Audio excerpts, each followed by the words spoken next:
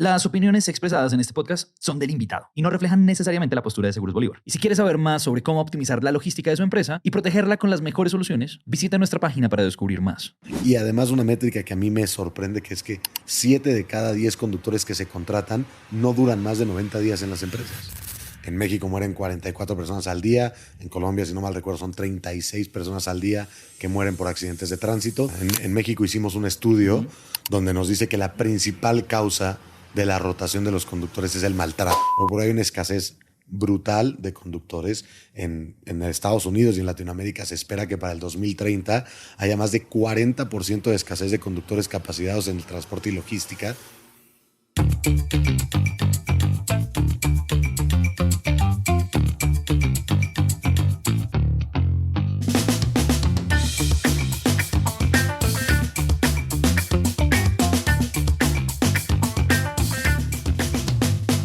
Bienvenidos a un nuevo episodio. Esta vez estamos con un personaje bien interesante. Yo ya he tenido la oportunidad de hablar con él en algunos escenarios, digamos por diferentes motivos, desde el emprendimiento, desde la innovación, desde la cultura. Y sé que es un personaje con mucho que aportar, sobre todo en esos temas, pero además es un personaje también que está revolucionando y que está aportando mucho en el trabajo logístico, en el trabajo, en todo lo que hay debajo de la logística, esto que apalanca y que hace el crecimiento grande de esta industria. Así que, pues nada, yo creo que el que se tiene que presentar es él. Así que, Adrián, pues bienvenido, muchas gracias por el espacio. No, muchas gracias a ustedes y gracias por la invitación. Yo soy Adrián Trucios, soy el fundador y el CEO de Airbag Technologies. Soy de Ciudad de México, soy el fundador y el director de Airbag un poco más de 4 años, desde que empezamos como idea muy burda y nada robusta hasta la empresa que ya es hoy, que estamos en México, en Colombia, en el Perú y llegando a otros países de Latinoamérica y feliz de aportar acá, feliz de compartir mis ideas y de apoyar a esta industria que tiene muchos problemas y muchas soluciones también. Tengo entendido que igual tú arrancaste en esta industria estratégicamente. Yo quiero entender un poquito cuál es la perspectiva de negocio y la perspectiva de mercado que ustedes empezaron a conseguir cuando arrancaron en esta industria. Claro, mira, a ver, platicando yo un pasito atrás, ¿no? Ajá. Nosotros empezamos en esta industria no 100% enfocado a la industria, Sí. sino enfocado a un gran problema que detectábamos, Sí. que era el tema de los accidentes de tránsito y los siniestros que hay.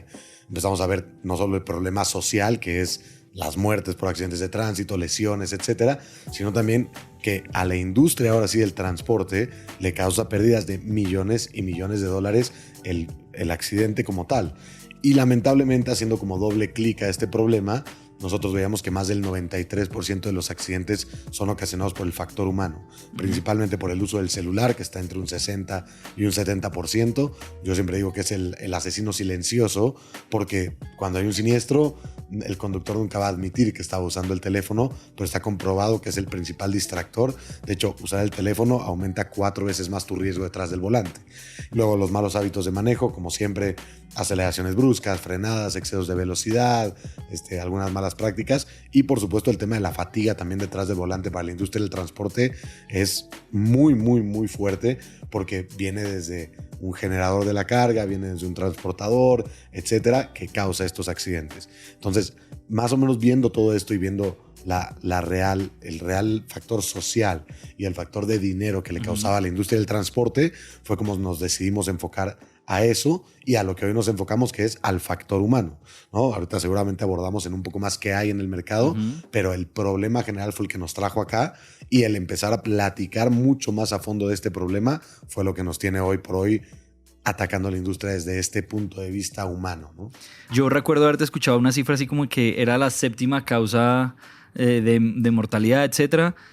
Pero yo me entender detrás del problema cuáles son esas arandelas culturales en términos de industria, en términos del transportador, en términos del operario, etcétera, como ayúdanos a desarmar un poquito el problema. Mira, creo que el problema lo podemos platicar 1 hora del problema, ¿no?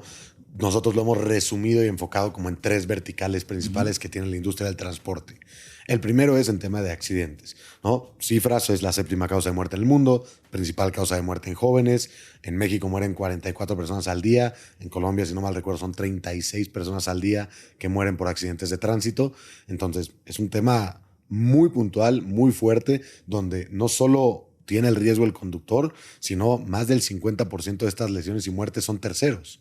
Son personas que tal vez no tenían nada que ver, peatones, ciclistas, entre otras cosas. Entonces, primera vertical del problema, la accidentalidad. Segunda parte, como lo platicaba, los costos. Desglosando un poco más qué viene de los costos es un mal conductor o un conductor con áreas de oportunidad puede hacer que pierdas mucho dinero no solo del accidente, sino también aumente el consumo de combustible en 30%, llantas, frenos, mantenimiento, el costo de oportunidad de tener el vehículo parado. Entonces el vehículo está en mantenimiento, por ende no está vendiendo lo que tiene que vender el vehículo, ¿no? Entre otras miles de cosas que derivan a un tema económico para la empresa. Y el tercer punto que hemos visto y que es muy latente hoy por hoy, vuelve a ser el factor humano por la escasez tan grande que hay de conductores. Hoy por hoy hay una escasez brutal de conductores. En Estados Unidos y en Latinoamérica se espera que para el 2030 haya más de 40% de escasez de conductores capacitados en el transporte y logística, que me parece increíble la cifra, porque esto quiere decir que tenemos carga, tenemos mercancía, tenemos clientes, tenemos generadores de carga, pero no tenemos quien lo lleve. Y siendo muy honestos, un autotransporte, un camión autónomo no va a llegar en pero mucho tiempo, ¿no? Sí, sí. Entonces, ¿cómo cuidamos este talento para volverlo mejor? ¿Cómo retener? ¿Cómo bajar esas tasas de rotación? Que va muy enfocado en un tema cultural, que es cómo tratamos a nuestras personas. Hablemos de la escasez de los conductores. Claro. Es muy rápido mostrar el problema de esa manera, pero el problema tiene un trasfondo profundo. Claro. ¿Cómo impacta? Mira, a ver, yo viendo desde la causa del problema. En México hicimos un estudio donde nos dice que la principal causa de la rotación de los conductores es el maltrato. Entonces empezamos a desglosar el problema diciendo los empleadores a veces son los que no es que estén mal, y quiero ser muy claro en esto, es lo que conocen, ¿no? Se lleva tratando igual 100 años, funciona, tienen empresas grandes, les va bien, por ende no hay que necesitar cambiarlo, pero ahora ya hay una rotación. Tengo clientes con 35% de rotación mensual. Brutal. Es brutal, exacto. Entonces, lo primero es el por qué, ¿no? Esto nos decía, principal causa en México era el tema del trato, ¿no? Claro. Es más, lo peor es que la cuarta causa de por qué un conductor ya no quiere ser conductor es el dinero.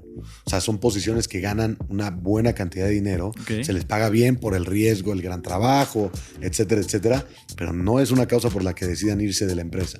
Entonces, yendo a esa causa, ahora sí, ¿cuáles son las consecuencias?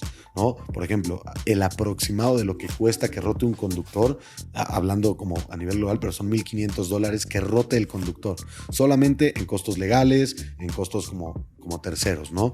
Fuera de lo que te costó capacitarlo. Y además una métrica que a mí me sorprende, que es que 7 de cada 10 conductores que se contratan no duran más de 90 días en las empresas. Entonces se les capacita, se les invierte, se les hace exámenes, se les enseña, manejan un camión de 18 velocidades y duran 90 días. O sea, hay una pérdida brutal económica ahí, y sin contemplar, por último, los costos de oportunidad. ¿Qué pasa cuando tienes 30% de rotación mensual? Que tienes el 30% de tu flota detenida, lo que quiere decir que no está generando dinero, ¿no? Y la forma de pensar de un transportador o de una empresa de logística a veces es ¿cómo genero más dinero? Haciendo más embarques, ¿no? Entregando más mercancía. Y a veces no es así, es tal vez usando mejor lo que ya tienes. No necesitas comprar 10 camiones, necesitas usar bien los 30 que tienes, que no estén parados todo el tiempo. Entonces, claro, el tema de rotación, de escasez, etcétera, es brutal, porque las empresas hoy por hoy que van a ganar en el mundo del transporte y la logística son las que tengan a los mejores conductores y tengan una plantilla de gente que esté siempre, por así decirlo, que tengan buena lealtad, ¿no? Yéndome como al segundo pilar, los costos. Podemos desglosar miles de ellos, pero ¿qué para nosotros es un mal conductor?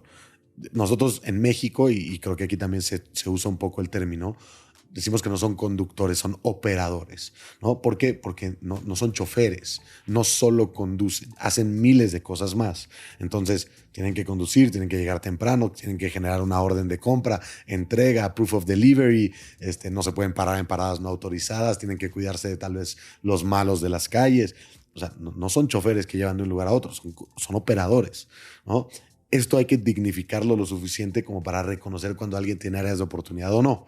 Nosotros decimos que hay dos partes de esto. Uno es cuando eres un mal conductor por conducir mal, ¿no? Malos hábitos de conducción. Y la otra es en cuestiones operativas. Puedes ser un muy buen conductor, pero puedes llegar tarde, puedes tener ausentismo los lunes porque el domingo no querías trabajar, entonces el lunes no llegaste, no subes tu documentación, no vas al historial médico, no cuidas tu salud, no duermes, entre otras cosas, fuera de la conducción per se. Todo esto es lo que causa costos increíbles en la industria del transporte. Como te digo, aceleraciones bruscas y excesos de velocidad es la principal causa del gasto en combustible. 30% del gasto de combustible se puede ahorrar manejando de manera segura, o como le llaman en Estados Unidos, el eco-driving, ¿no? Si lo haces así, ahorras 30% del combustible, que es el principal costo de la industria. Y por último, en seguridad, haciendo esta como última parte, ¿no? Seguridad fuera de robos y algunas otras cosas, pero seguridad donde sí tiene control el conductor. Volvemos a lo mismo, hablando del uso del celular, 60-70% de las causas de un accidente, donde no solo aumenta el tema de la cantidad de accidentes, sino también la severidad de los accidentes. Entonces, como un conductor que tal vez ve mucho el teléfono puede aumentar más accidentes y más caros. No es lo mismo tener un accidente a 180 kilómetros por hora viendo TikTok, que no frenaste bien y fue un accidente, pérdida total, lesiones, etcétera, a ir tal vez a 80 en una vía de 80, frenar a tiempo, el vehículo estaba en orden y fue un accidente súper ligero, ¿no? Entonces, ¿qué gran diferencia hace algo tan burdo como, o algo tan natural como el no usar el teléfono mientras conducimos, ¿no? Pero claro, también hay que ponernos en el zapato del conductor. El conductor está 8, 10, 12 horas detrás del volante, necesita algún distractor, a veces necesita algún estímulo, y lo hacen, y es hoy por hoy es el estímulo más fácil. Me encanta que hayamos descrito de esa manera el problema, porque es una forma muy sencilla, entre comillas, una forma muy narrativa de mostrar la cantidad de situaciones que hay en el abanico, la cantidad de problemas que hay en el abanico del transporte. Ahora, quiero como que empecemos a llegar a una reflexión, es como que intuyo, que percibo un insight poderoso acá, y es, de alguna manera, todos estos problemas, es decir, la cadena es muy larga, ¿no? Entonces, de alguna manera, igual tu cliente suele ser la empresa, estos grandes corporativos, estos grandes buques, que igual tienen unos protocolos perfectos. Tú lo dijiste ahorita, la empresa puede estar perfecta, ¿cierto? Pero el delivery, y en realidad el usuario, es el transportador, mal llamado transportador, el operario, y ahí es donde yo empiezo a interpretar la importancia de convertir a ese operario en un aliado. Correcto. Y yo creo que en esta industria, es una perspectiva súper personal, este insight todavía no está tan entendido. Esta forma de tú volver al individuo que está haciendo la operación en tu aliado, no hay una forma, como un debido proceso para lograrlo. Entonces, ayúdame a entender un poco, en principio, cómo ves esta reflexión y en consecuencia, ¿cómo hay que solucionarla? ¿Cómo hay que empezar a promover esta alianza? Mira, yo creo que el tema es, llevamos 100 años o más haciéndolo como lo hacemos. Sí. Y funciona. Porque la carga se mueve, la carga llega, el cliente paga, funciona. Y llega una Coca-Cola al fin del mundo. Al fin del mundo, exacto. La logística llega al lugar más recóndito del planeta. Entonces, funciona, ¿no? Pero ya estamos viendo tendencias donde cada vez funciona peor y va muy enfocado a la persona que está atrás, Claro. ¿no? No estoy culpando a nadie porque funciona, entonces hay que hacerlo como se hace, pero lamentablemente llevamos arrastrando una cultura de un castigo en lugar de una cultura de un incentivo, una cultura donde el operario es el enemigo en lugar del aliado, una cultura donde la empresa es, digamos, que tienen una riña, por así decirlo, entre el operario y la empresa todo el tiempo. El operario siempre va a decir que su empresa le roba, le quita, le tal, y la empresa va a decir es que este conductor me hace esto, y pasa, y es normal, y de todas formas funciona, ¿no? Sin embargo, tenemos muchos de estos problemas que acabamos de platicar, muchas veces por esa mala relación, ¿no? Y abordo un poco más en cómo se relacionan, ¿no? Hoy por hoy, y platicando de incentivos, que sé que tocamos el tema, pero hoy por hoy hay incentivos en el transporte para el operario, para el conductor. Bueno, cuando nosotros en Airbag empezamos a descubrir cuáles son los incentivos, no podíamos creer que el incentivo estaba mal ejecutado, ¿no? Te platico los dos incentivos más comunes del transporte. Uno es la puntualidad y otro es los kilómetros manejados. Entonces, la puntualidad hace que vayas a 180 kilómetros por hora, porque si hay tráfico, pues hay que recuperar el tiempo, si no, no me toca mi incentivo, mi bono, ¿no? Y kilómetros recorridos hace que el conductor tal vez mienta de que descansó cuando no lo hizo, porque quiere un viaje nuevo, porque le va a dar más kilómetros, va a llegar a la cuota y esa cuota le va a dar el bono, ¿no? Entonces, yo le digo incluso a los clientes, estamos incentivando el riesgo. Quieres que vayan sin dormir más rápido. Eso es lo que pagas. O sea, tu extra es ahí, ¿no? Y funciona porque si no tiene el accidente, llegó rápido y condujo más. Pues buenísimo. O sea, si no lo tiene el accidente, pues salió bien, ¿no? Pero al final del año, si tuviste 2 accidentes, perdiste todo lo ganado, ¿no? O sea, porque el mes tiene 30 días. No puedes hacer 100 viajes más. Podrás hacer 1. Bueno, lo que se gane de ese 1 va a ser mucho menor a lo que literalmente ahorres de no tener el accidente, ¿no? Entonces, ¿cómo empezamos a buscar esta parte de, ok, ya vimos que el conductor tiene esta última palabra, ya vimos que el conductor hace el último esfuerzo? ¿Cómo hacemos que el conductor trabaje con nosotros, con los objetivos de la empresa, realmente se alinee a la cultura y entonces empecemos a tener resultados? Resultados como reducción de costos, siniestros, accidentes, entregas, más venta, buenos clientes, lealtad de los conductores, menor rotación, entre muchas otras más. Pero el tema es ese, ¿no? Como lo comentabas ahora, cómo lo volvemos el aliado que realmente necesitamos de nuestro lado como empresa para que todo esto fluya. Y si sí lo tenemos, bueno, la empresa es completamente mejor, ¿no? Y esto no es un secreto. Tú lo platicas con cualquier cliente que transporte, que tenga conductores, y te va a decir, claro, lo más importante es el conductor. Por eso le damos bonos. Pero tal vez también no están tan bien ejecutados. Tal vez hay que incentivar otra forma, hay que trabajar diferente, entre otras formas, ¿no? Yo creo que este es igual, o sea, este par de micrófonos que tenemos allá y las cámaras son como un megáfono importante, porque detrás de las personas que nos están escuchando acá, igual sí hay muchos tomadores de decisiones con cualquiera que sea su perspectiva. Claro. Hay quienes van a llamar ya a Seguros Bolívar a decir, oiga, ¿qué está pasando allá? Quiero hablar con Adrián, etcétera. Y hay quien va a generar resistencia. Yo quiero que demos un poquito de doble clic ahí. Tú me habías explicado y tú me habías hablado sobre lo reactivo en vez de lo preventivo, pero también sobre los incentivos mal ejecutados. Entonces podemos empezar a jugar como en esas dos verticales. Claro. Que ya lo dijiste ahorita, me parece interesantísimo. Es como, señor tomador de decisión, sí, dé por lo menos la oportunidad de entrar en un pedacito de la cadena logística. Pruebe un poquito. Pruebe un poquito. Y empiece a entender todos, no lo quiero decir en inglés ni siquiera, sino pruebe todas las cosas positivas que van pasando alrededor y compare, obsérvelo como un experimento y luego empiece a entender cómo esto lo puede magnificar. Nosotros nos dimos cuenta de algo importantísimo en el transporte, que es el transporte, por más que parezca una industria con poca innovación, tiene mucha, ¿no? Vuelvo a lo mismo. Es una innovación que a veces no es que esté mal ejecutada, sino diferente. Lo que vimos nosotros es que el foco de toda la innovación, tecnología, etcétera, que hay en el transporte, va al vehículo y a ser reactivo. ¿A qué me refiero? Tenemos hoy por hoy tecnología, análisis de datos, cámaras que ven para adelante, cámaras que ven al conductor, antifatiga. Tenemos todo, ¿no? Tenemos mucha información del vehículo, de la ruta, de la entrega, de la calle, del tráfico, entre miles de cosas más.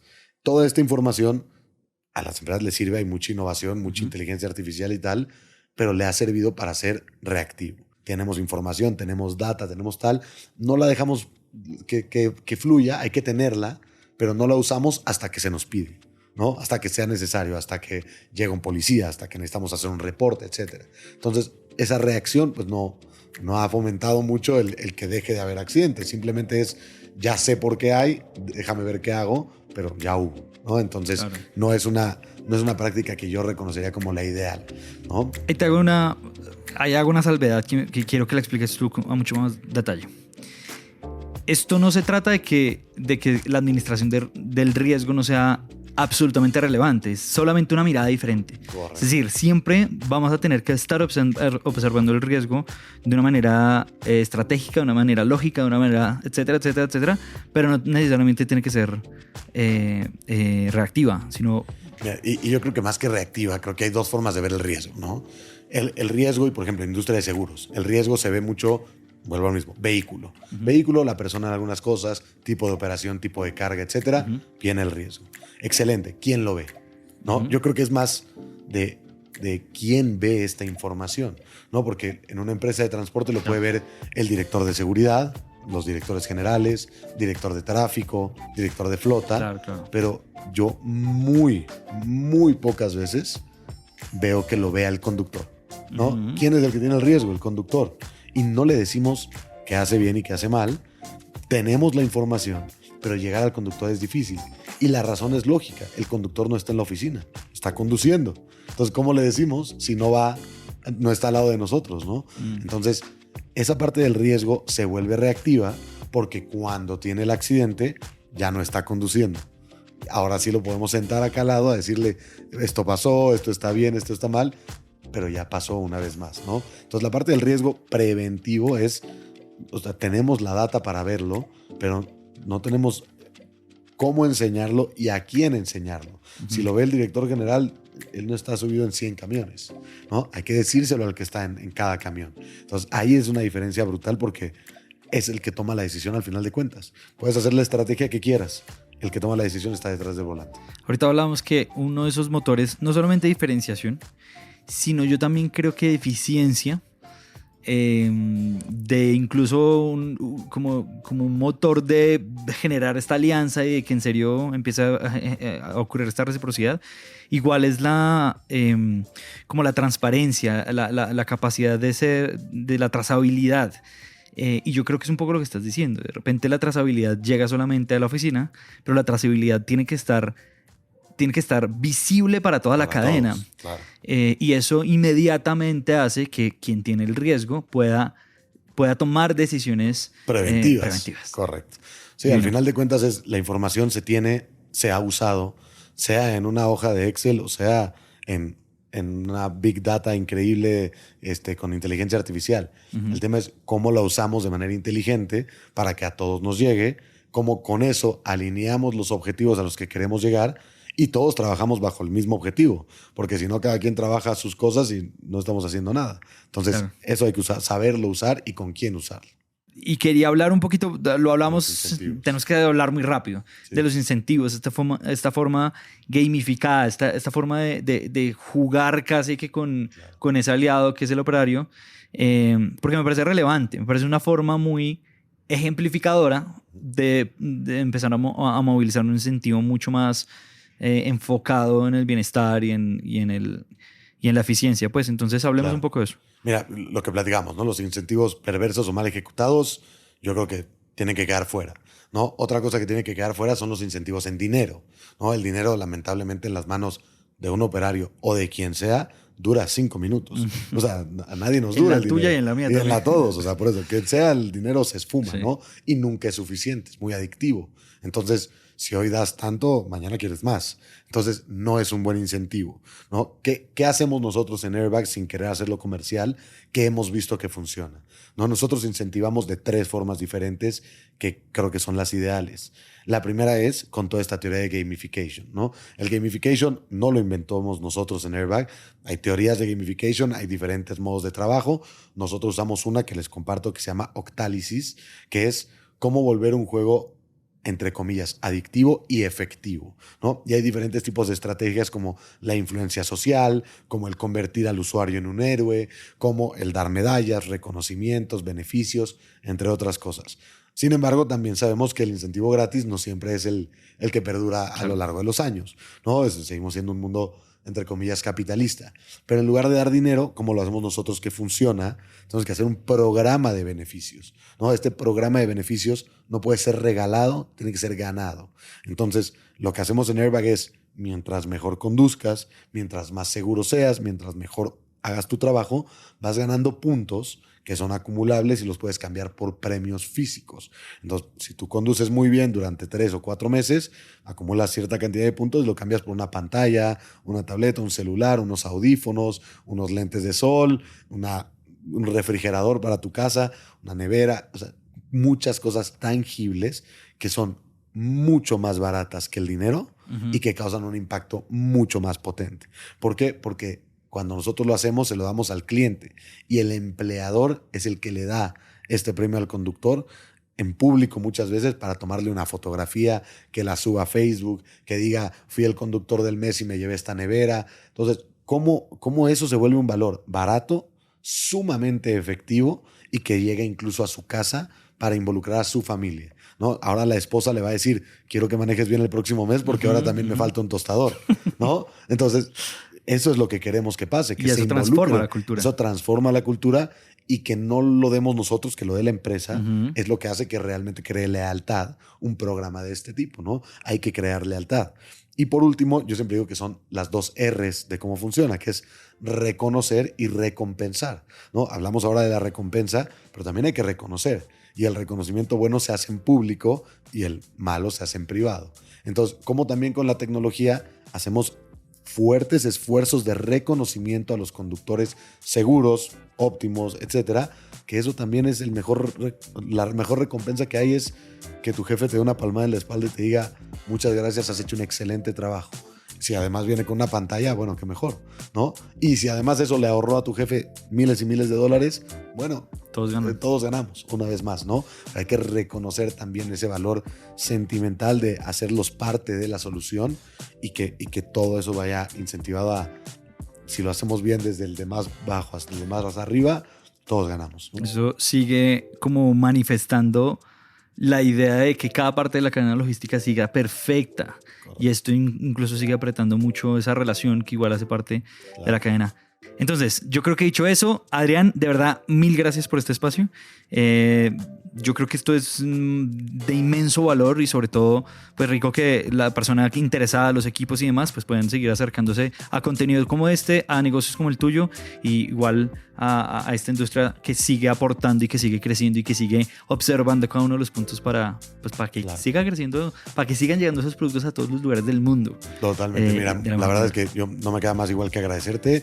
Agradecer igual a Seguros Bolívar, nos han apoyado muchísimo y creo que es la parte de cómo hacer un triple impacto, ¿no? Hay que salvar vidas, hay que salvar dólares y hay que salvar el ecosistema, también reducir emisiones de CO2 con el buen manejo y creo que esto ayuda realmente a todos. Hay que probar, ¿no? El objetivo es probar cosas nuevas y verán que tendrá resultados. Amigo, 1000 gracias por este espacio, de nuevo. No, muchísimas gracias a ti. Estamos excelente conectados. Venga, muchas gracias. Con el programa global de logística de Seguros Bolívar, además de asegurar su mercancía, sea generador o transportador de carga, también lo apoyamos en la identificación y en la administración de sus riesgos a lo largo de toda su cadena de abastecimiento.